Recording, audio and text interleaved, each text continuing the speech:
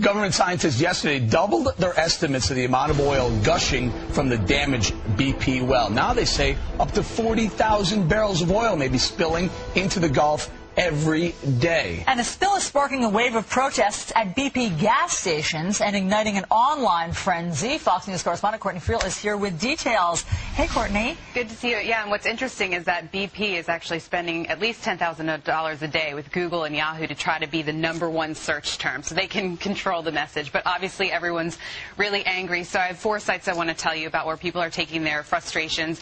BoycottBP.org, that's the website, and a Facebook page. They say you got to boycott BP stations, Arco stations, also Castor Oil products, and the Wild Bean Cafe, which is BP's coffee brand line that actually services like 12% of coffee in America.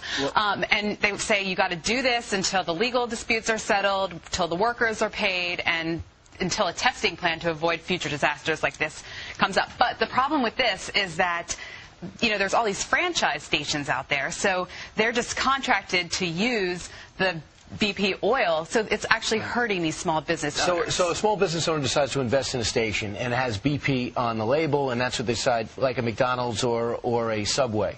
And they're paying the price now, correct? So now they're being protested, and they're saying, why? Because I'm working 90 hours a week trying to put gas and buy snacks for you guys and be able to give you ice? Yeah, so a lot of people are saying still buy gas from these local stations. Another site is BP Global PR. That's a Twitter site.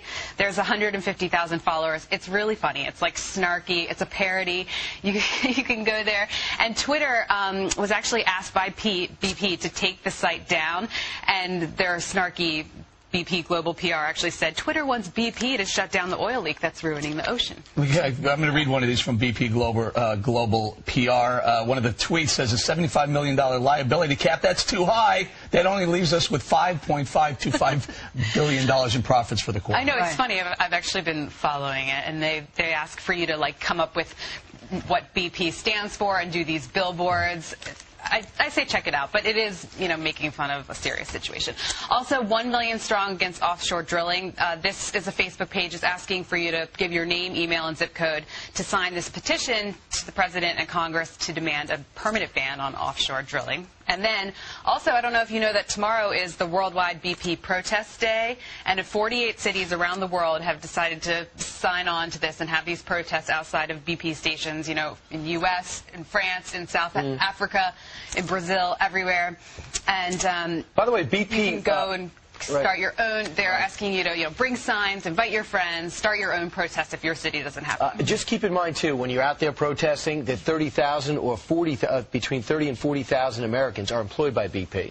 And when you talk about banning offshore drilling, you're talking about putting tens of thousands of people out of work around the country. Is that what you really want to do? That's a whole issue in itself. Make a very good point, the same Brian. Issue. Your point on the BP station owners, some are individual owners, some are company-owned. You can find out if they are or not. Just walk in and say, is this a dealer, which is an individual owner, or is this a company-owned station? Well, that's good. Make your choice. Just ask a question. That's good. Thanks, Courtney. Nice to see you guys. Happy Friday, everybody.